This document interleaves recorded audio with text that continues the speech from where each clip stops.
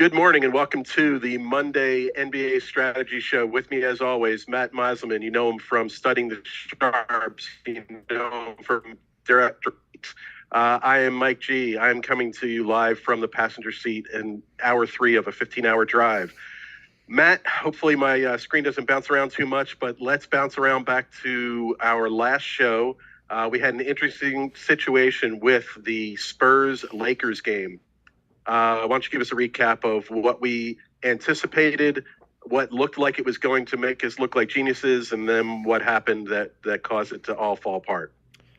Yeah, okay, so firstly, a lot going on today. This is going to be a quick recap because we have so many injuries to talk about and so many games with value right now or potential value. But the Lakers Spurs game on Saturday, we had talked about Anthony Davis potentially sitting because of the weird fall that he had taken the night before.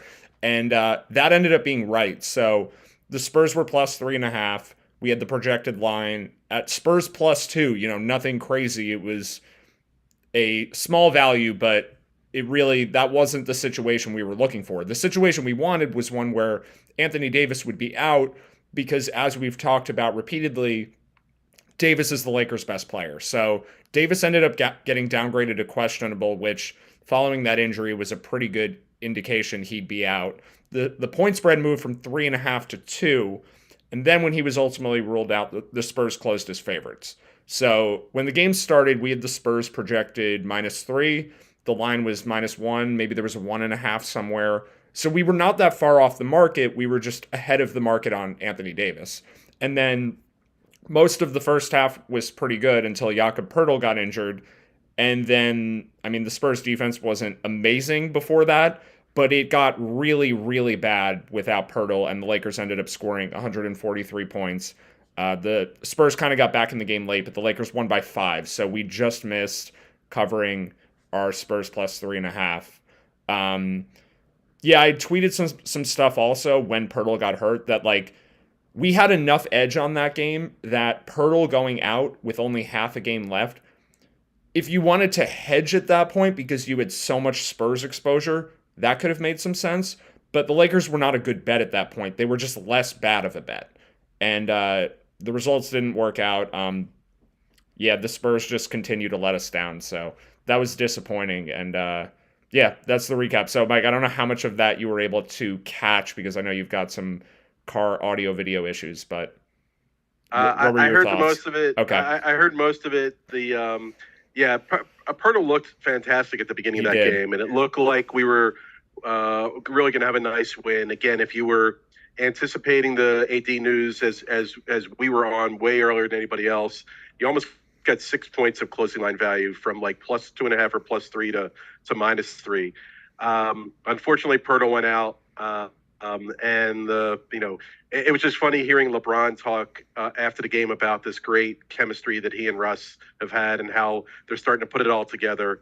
But meanwhile, they needed the San Antonio Spurs best player to be out for them to really win that game. So anyway, tough one for us, but still love the process. Feel like we had great value, just caught a bad break. Anything else from that day's games before we quickly do any other recap from yesterday?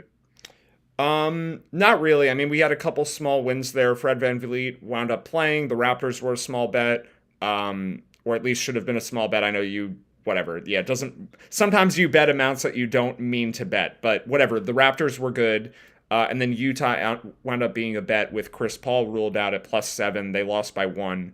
The Jazz future betting stuff continues to get more and more nerve-wracking because they have not won in a while, but we're 1-0 betting on the Jazz in the last 2 weeks during their losing streak. So, right, they haven't been under. Go ahead. That Raptors game was just a funny one for us. Anytime we think maybe we have a bad beat, we'll just have to remember that one. We had the first bet in with the Raptors plus points, which we really liked, and then we made a money line bet that we probably shouldn't have. And then we hedged a little bit by making creating a very small middle and having a Mavs plus 5.5. And then, like the geniuses that we like to claim we are, we ended up scooping all bets. So again, next time you hear me complain about a bad beat, just remind me how lucky I got in the on the Raptors game on Saturday. All right, Will moving do. on. We had a fun one again, as you messaged us yesterday. If only Philadelphia could play Orlando every day, it would be great for betting and great for my hometown Sixers. What popped out at you from that game, other than the pride of SMU, Shake Milton, being one of the top NBA scorers apparently in the last few games? Yeah, so I don't want to spend too much time on yesterday, but Mhm. yeah, Shake Milton's been playing well, but it's really like there are these players in the league that are average or maybe slightly above average that have pretty big impacts on their teams because of who their backups are. And Wendell Carter Jr. is a pretty important one. We've got him on the injury report again tonight.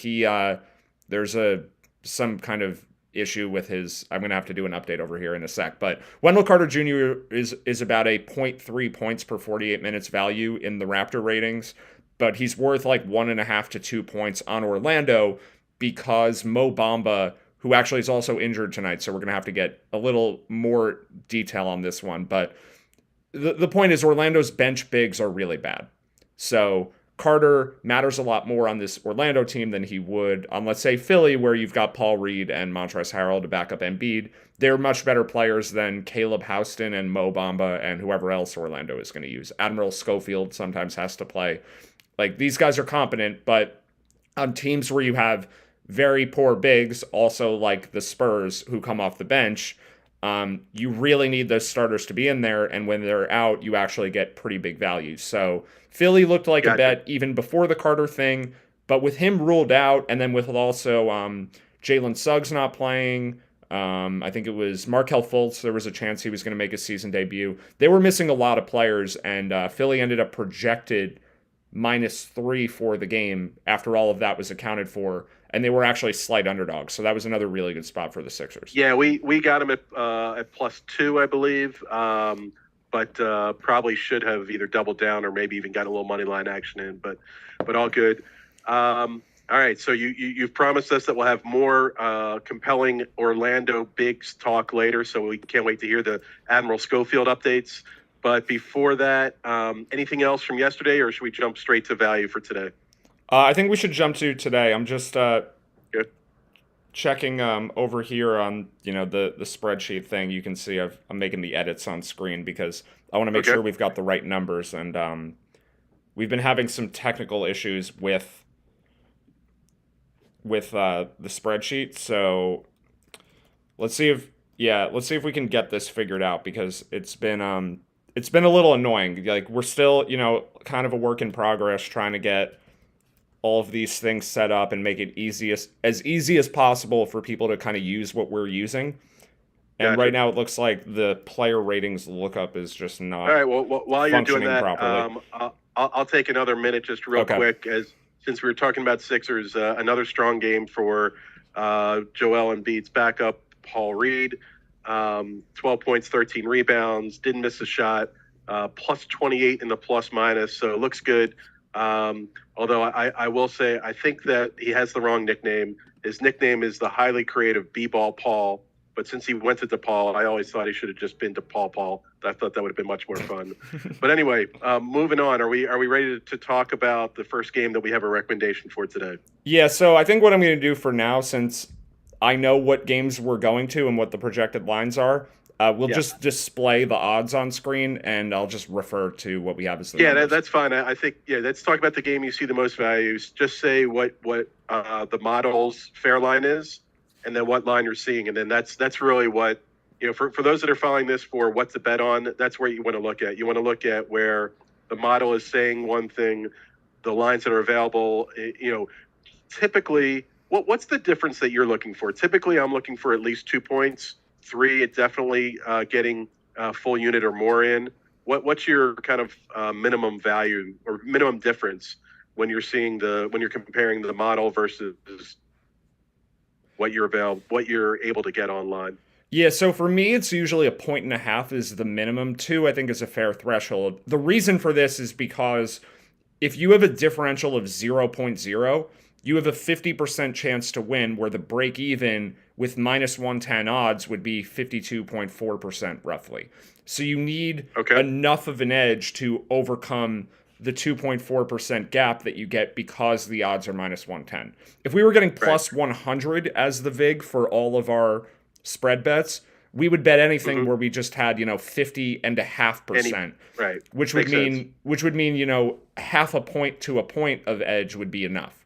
But because it's minus 110, we need a higher threshold. So I'm using 1.5 points as a minimum.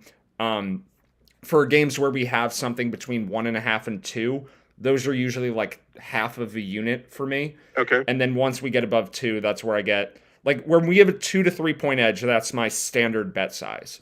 And that tends to be most of the bets is in that 2 to 3 point edge window. And then as we get above that, the bets get bigger and bigger and bigger. Okay, so let's jump to the game that you think has the most value today. Which one do you want to talk about? So as of now, the game with the most edge is the Pelicans, where we have a projected line of 9.5, and you can see on here New Orleans is favored by 5.5. So we're a 4-point gap there. CJ McCollum and Brandon Ingram. I think McCollum's ruled out. Brandon Ingram is doubtful, but he got hurt in the middle of last game. I would imagine he's out too. Jose Alvarado, according to Raptor ratings, is the Pelicans' best player. And with those guys out, he's going to play a lot more. He is going to have more responsibility for the game, as you alluded to when we talked about him last time, which is probably a bad thing. Like, the version of Alvarado we want is where he's on the court the whole game, but he's not the primary playmaker. We want him there for his defense, and we want him there for his ability to facilitate for other scorers. So I do have a negative adjustment on New Orleans for that reason, like the manual adjustment. Okay. I also have a positive manual adjustment on OKC, who, like we've talked about, they have some young players who may be better than the ratings think. So gotcha. So even with those manual adjustments, we still have a 4-point edge. Yeah. So without those, it would have been like 7. Gotcha. Even with those manual adjustments, we still have a 4-point edge. This line actually opened at minus 4.5. It's now 5.5. I have DraftKings up. Well, I guess, I have to have some solidarity there, but also because DraftKings has the best number for the Pelicans right now. They are mostly at minus 6 at like everywhere else. So 5.5, like this might be the last 5.5. Maybe there's like 2 or 3 other books out of like the dozen or so in New Jersey where you can get a 5.5 still. I would think this line keeps trending upward because it's just priced very poorly. Like an average bettor or, typical basketball fan would think that Brandon Ingram and CJ McCollum are essential pieces for the New Orleans Pelicans, and it's going to be really hard for them to score without those guys. And both of them are good players, so they both rate as above average, but they're not amazing. They're not as efficient as you'd want them to be. They're poor defenders. And the guys that come off the bench, not just Alvarado, but Devontae Graham is good. Trey Murphy, I guess, can play like lower down in the lineup. Like instead of 4, he'll play 3. Larry Nance will play more. Herb Jones will probably play a little bit more. The Pelicans are a really deep team. I don't love the top of their roster, but they're really deep. Even Jonas Valanciunas will play like 20 minutes a night normally, but they may have to go bigger in this game and play him alongside Zion for longer stretches, which is fine because Valanciunas is good and Zion is good. So the Pelicans don't lose a ton without Ingram and McCollum. I think their overall team rating only falls by about 1.5 points without both of those guys because they have so many competent backups. Okay, good to know, especially this year, at least with McCollum. McCollum's having his worst shooting year in many years. So, does he regress to the norm? Is this just who CJ McCollum is now?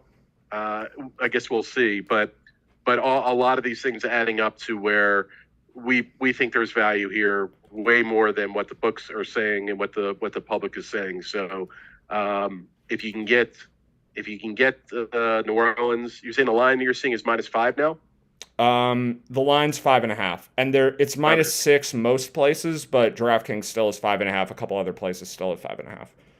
Gotcha. All right. So if you're looking to get a bet in, if you can get it at 5.5 or better now, jump on it. Even -6 is still 3-point value, right? Because we're saying their line's -9. Minus 9.4 is the projected line, which I may have available to look at momentarily. I think. Okay. I may have this figured out, but I'm not sure yet. Yeah, But well, yeah, I it's a think nine I point think we're four. good. Okay, all right. I think we're good on the Pelicans as being value play number one today. What game do you want to talk about next? What's the next best value that we're seeing? So I want to save. I want to save Toronto for when we can actually look at all the questionable players because Mhm. that'll be easier visually if we can see all of the, Barnes, Siakam, Jared Allen, Karis LeVert, possibly some rest for for Cleveland. So it would be really good to have the spreadsheet available to see that one. Okay. Um, let's see. Maybe we should go to. Let's go to Utah. All Uh, right. Let's talk Utah. In the meantime, speaking of things to see, I'm going to go ahead and turn my camera off because I'm in a weird sun pocket where it looks like I'm half in, half away. So, but I'm still around. So go ahead. What are you seeing in that game? What are the points that make this a value play?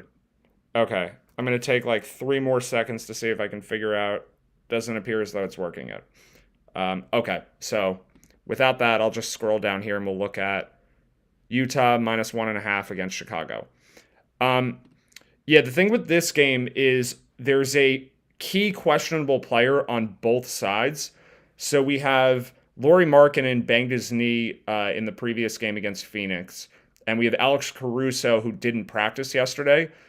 Um, I don't have a great feel for if they will play or not, but this may be shocking to some people, especially coming from someone who loves the Utah Jazz. Alex Caruso is more important to the Bulls than Laurie Markkinen is to the Jazz. The estimated impact from Caruso is 2.5 points. Markkinen's only 1.5. And just like with New Orleans, this has a lot to do with who the backups are Gotcha. because Utah will tend to use a lot of like either Malik Beasley or Jared Vanderbilt. With their closing lineup, they will have Vanderbilt out there if they're trying to protect a lead. They'll usually have Beasley in the game if they're trying to come back. He's more of the offensive player, obviously. But they can just play both of those guys, and both are pretty solid players. I think they both have roughly neutral ratings. So Markkinen's minutes are going to go to some combination of a minutes increase for Vanderbilt, a minutes increase for Beasley. We will get like 5 extra minutes maybe of Simone Fontecchio, which is not ideal. But other than that, it's more of the Utah typical rotation guys just filling in extra minutes. So like I think Kelly Olynyk will play a little more. I think Taylor Horton Tucker will probably play a little more. And none of these guys are great, but none of them are bad. Gotcha. Saying that Horton Tucker isn't bad at this point is like I still feel weird saying it. He's played really well in Utah, and I was kind of like, he was the laughing stock of the Lakers for a period of time in the last year or two. Because they didn't Hmm. trade him for Kyle Lowry when they had the chance and all of that. But he's played okay. He's a young player. He's clearly getting a bit better. So Utah is playing a lot of guys 25 minutes or so every night. And without Markkanen, I think they'll just play all those guys 28 minutes. And it won't be such a big deal for the team rating. Where with Okay. Caruso, Kobe White and Ayo Dosunmu are a lot worse. Like Caruso is necessary for his defensive contribution, and Chicago has nobody who can replicate that. Um, so I think the total here is somewhat of a tell also as far as Caruso's concerned. Like you would think with Laurie Markkinen getting downgraded, the total would go down because Markkinen is not a good defender. All of his contribution is on offense. And without him, the Jazz actually may need to play smaller lineups.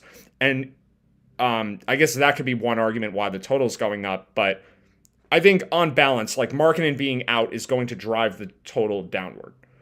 But the total's actually going up. And we saw this last year in games Caruso didn't play. The total would actually go up like 4, 5, even 6 points, which is an Okay. effect you almost only ever see for a big man. But Caruso on this specific context in this specific Bulls roster, um, he's so much better defensively than his backups, and he's quite a bit worse offensively than his backups. Because White, in particular, is pretty talented offensive player, plays at a pretty fast pace, like he'll shoot quick shots, and doesn't do anything on the defensive end. He's the exact opposite of Alex Caruso. So I'm just using the total. Like, I don't really have a take on if I want to bet the over or under, but I think the fact that the total's going up is kind of a hint that Caruso is not going to be playing and people are Yeah, I was betting just it going up. to say, if the total's going up, does that mean the books believe Caruso is going to be out? So, I think they're just um, reacting to bettors who think Caruso is going to be out. gotcha. What is the minutes projection for Zach LaVine? Because there's an interesting situation going on there where he got benched, and then it sounded like he wasn't happy with Billy Donovan. Then he said, "It's Billy's call. I'm fine with it." So I'm watching that just from a basketball fan standpoint, but also wondering what his contribution is going to be, where his head's going to be at. What is he projected for regular minutes rotation? Yeah, he's projected in the 30s. I mean, Okay, if Caruso's not playing, they have no way to bench him. And I think right. that leveled out after that had happened. Levine Mhm. played really well. I think the game he got benched was, I forget who the opponent was, but the game after it was when they beat Boston for the second time this year somehow. But they beat the Celtics, and Levine was a big part of that. So his minutes went back. Like, I think that was a one-game thing. Gotcha. Okay. But we do have the ratings are working again. Hopefully, this can last throughout the day because all these numbers Gotcha. are All right right. now. So let's talk about if things stay as they are now. What's our fair line, and what's the line that's available? So the lines are 1.5. DraftKings had -1.5 at -115. Most of the books are at -2 for Utah. Projected line is Utah -3.6, assuming Caruso and Markkanen both play. What I actually am hoping for, this isn't really what I want as someone who is rooting for the Jazz for the year. Like for Utah futures, I want Markkanen to be playing as much as possible. But the Right. best case scenario for a Utah bet here, I think, is one where Markkanen gets ruled out first, and we Mm-hmm. see an overcorrection for that. And then Caruso Okay. gets ruled out Right. later, and then we get our value. Gotcha. So my Okay. hunch actually, just quickly on that, my hunch is that if Markkanen were to get ruled out, like, whenever, if he's the first thing, Utah might actually move to underdogs for the game Okay. when All right. they And you're should saying be, that. yeah. And what would the fair line be if Markkanen's out, Caruso's in? What would the fair line be? Utah -2. Utah -2, but you think they might be slight underdogs. So, okay. So clearly, if you get Markkanen news being out, see what the line is. And then if you can get them as underdogs, that's great. Are you doing anything now, or are you just waiting for news? I'm doing nothing now, even though Utah looks like a bet, because I think if Caruso were to get ruled out now or downgraded to doubtful, or if we got like he didn't participate in shoot around, then I would just bet Utah and deal with Markkanen later, because Uh-huh. the line will go up for Utah. If Markkanen were to get downgraded, I certainly want to be waiting then because I think we can get a much better number on the Jazz with Markkanen's impact being over accounted for. So Got it. the real home run would be Markkanen gets ruled out, Utah goes to like even money or like +1, and then we bet that for like some amount because it wouldn't be that great of a bet if Caruso were playing at that point. Like if both guys are out and you have the Jazz at +1, you're getting 3 points of value. So it'd be Right. like a 1 unit bet. But Okay. if Utah's +1 and then Caruso gets ruled out, the projected line is now Utah -5.5 Okay. because Caruso is worth 2.5 points. It would go even further in Utah's direction on the projected line. So in that scenario, we have an edge of like 5+ points. Got it. All right. And then I know we talked about this. We're going to try to get some of these if-then situations up on Preaching Sense Twitter. Yep. So again, guys, for you watching now, for some of these things that tend to move throughout the day, or that the size of the bet or the size of the value will change depending on this news, keep an eye on Matt's Preaching Sense Twitter account. Again, we're going to post some what to do if this happens or that happens, so that if you're watching the news, you can jump on it and hopefully get as much value as possible. All right, so I think we've talked enough about the Caruso Markkanen impact for the day. What game is next that either has value now or could have value based on how the news breaks? Yeah, Cleveland, Toronto. So now we can show everything that's going on there. Okay. And yeah, this one will be easier to talk about now. Like we kind of needed the spreadsheet to be working for this game.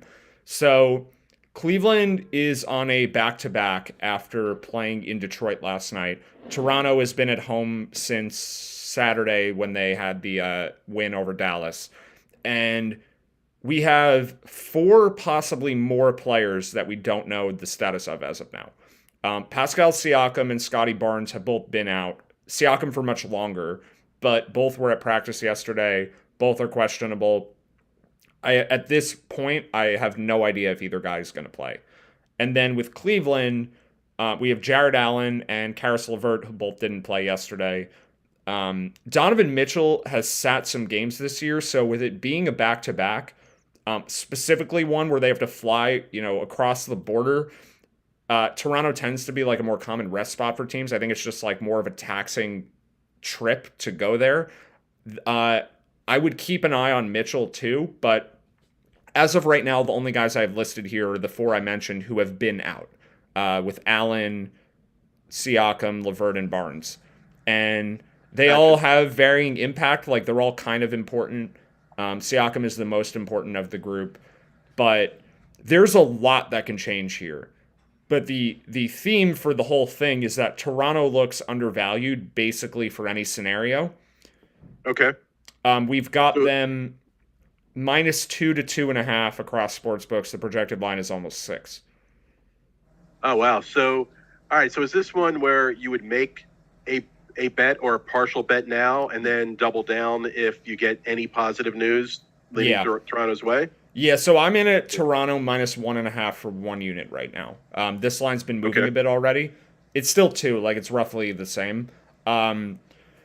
Because the thing is, if Siakam and Barnes are ruled out first, Toronto, the line is going to fall. The Cavs might even be favored at that point. And then Toronto will still be a bet, even without Siakam and Barnes, but only at the new number. So if you can avoid it, you don't want to have Toronto -2 without Siakam and Barnes. It gets a little more complicated if we get one in, one out. Right. The estimated impacts are on there. Siakam's worth about 2 points. Barnes is about 1.5. Both are really good players, but kind of like New Orleans, the backups on Toronto are actually pretty good. Thaddeus Young is pretty solid. Malachi Flynn is pretty solid. So I think they can do okay without those guys, but obviously a decent amount better if they're in.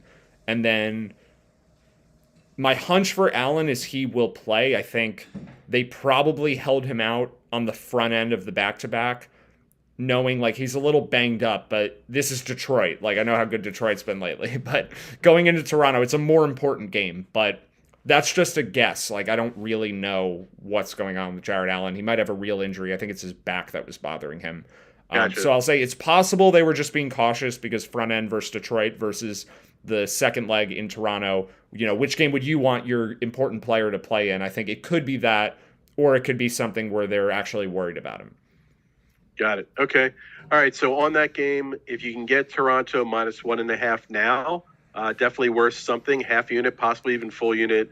And then keep an eye out if there's news that breaks in a positive way for Toronto, be that getting Siakam in or surprise Scotty Barnes in or any of the Cleveland guys confirmed out, Mitchell, Jared Allen, then potentially getting some more down on Toronto. Yeah, so there are the most of the books are at -2.5 already for Toronto. Okay.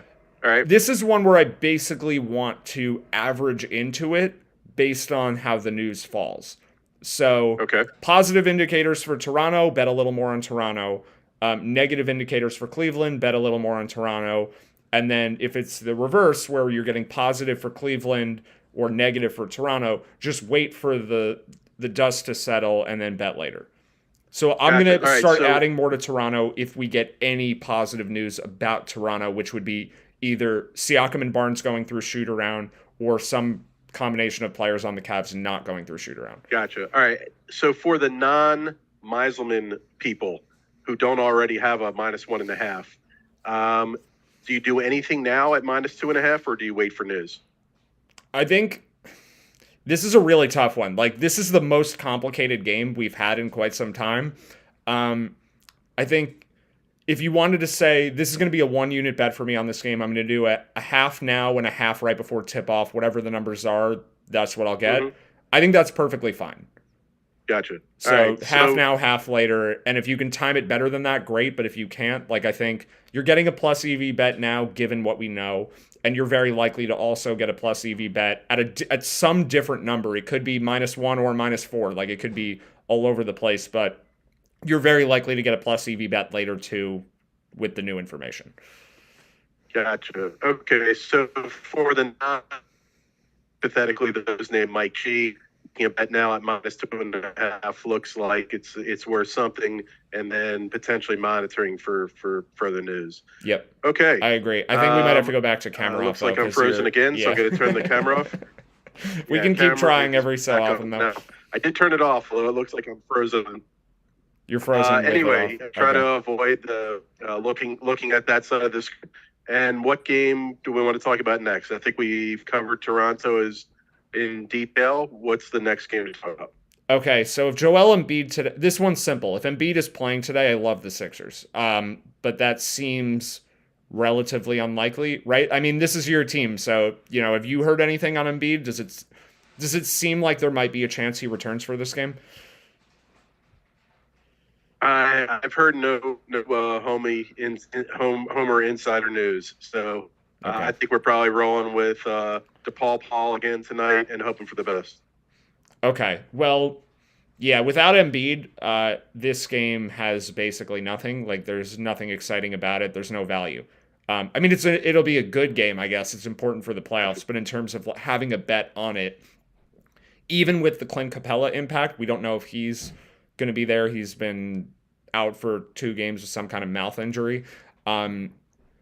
Even with him worth 2 points, like if you take Embiid out, the projected line is about Atlanta -1.5, and that is basically what the line is.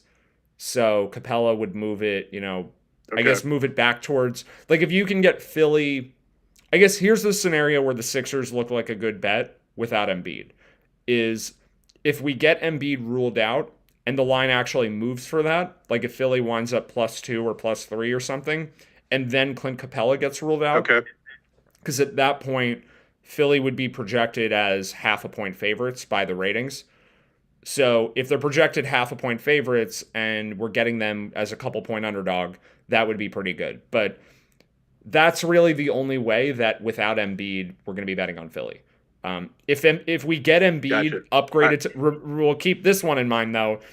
If Embiid is upgraded to doubtful, we have to assume he's probably playing. Right. Yeah, we've talked about this before. So for those that haven't seen it, an upgrade from being out a few games or out week to week, being upgraded to doubtful is huge. Yeah. What did you say last time? I think it was when it was John Morant went from week to week to doubtful. And I think your quote was, 98% he's going to play. I didn't say that one until he went doubtful to questionable. I'll put some real numbers on it. I think out to doubtful is 50-50. Like the doubtful player at that point is 50-50. I think doubtful to questionable is he's confirmed in. Okay. Pretty much. Like not 100, but 95+%. Yeah. All right. And then for Clint Capella, since we saw the unusual underdog update yesterday that he was doubtful because of dental pain, do we have a dental pain monitor index, or do we just say who the heck knows? Yeah, I think who the heck knows. Yeah. My lean is that he will probably be out again, only because last night was a really important game for Atlanta, playing against Miami, who they're competing for a divisional title with. And not just that, the team there that doesn't win the division probably winds up in the play-in tournament. That was a big game for them in the standings, and this is only 24 hours removed from that. Like, if he had any shot to play yesterday, I think he would have. Right. So, unless he's really recovered strongly since yesterday, I think he's probably out again. Like, they're... Got it. All right, so last thing on this game, let's just take a best-case scenario for the Sixers. If Capella is out and Embiid is in, and we're not saying those things are happening, but if it's in the range of outcomes, if that were to happen, what's the fair line for this game? Philly -5.5. Philly -5. Because Philly -5. You would basically just delete Embiid's name from here. The projected line includes him already. And then after adjusting for Capella, who has an estimated impact of 2 points, we'd get Philly approximately -5. Gotcha. And the current line is Atlanta -1. All right. So a probably unlikely combination of events, but it is a possibility. So if you're able to see that, if you see Embiid out, I'm sorry, if you see Embiid in and Capella out, and you can still jump on anything that's around even money or even Atlanta -1, you're getting huge value there if that combination of things occurs. All right, let's move to the next game. What else is showing value now or potential value based on how the news breaks? So we've covered the four big ones where I anticipate a likely bet, but we have so much more. Like, we could be on here another 3 hours. I think we should just kind of like summarize the games where we probably won't have an edge. I mean, Philly was sort of in this category too, but the games where we probably won't have an edge, but we might have one, and just like say what it is in, as quick as possible that could create. Yeah, I think our worldwide audience would appreciate the quick recap as opposed to the 3 hours of maybes and what ifs. So right, okay. But what do you see as the key things to keep an eye on? So the Pacers are a good bet if Anthony Davis is ruled out. I think it's that simple. Projected line 2.5. Current line is like +3. Half a point edge is not enough to make a bet, but if Davis is ruled out, Davis is worth 4.5 points. Like, Davis is a massive, massive impact. So if he were ruled out, Indiana is definitely a good bet. We'd have them projected about -2. Got it. All right. So we are not believers in the half a game sample size of Russ and LeBron having good chemistry. Got it. Definitely Moving on. not. What's the next if then scenario that would catch our eye? Okay, and then the other one that could be big is if nobody is out for Boston, they look like a pretty good bet at, I think, -10, 10.5 roughly, over Charlotte at home, where the projected line is almost 15.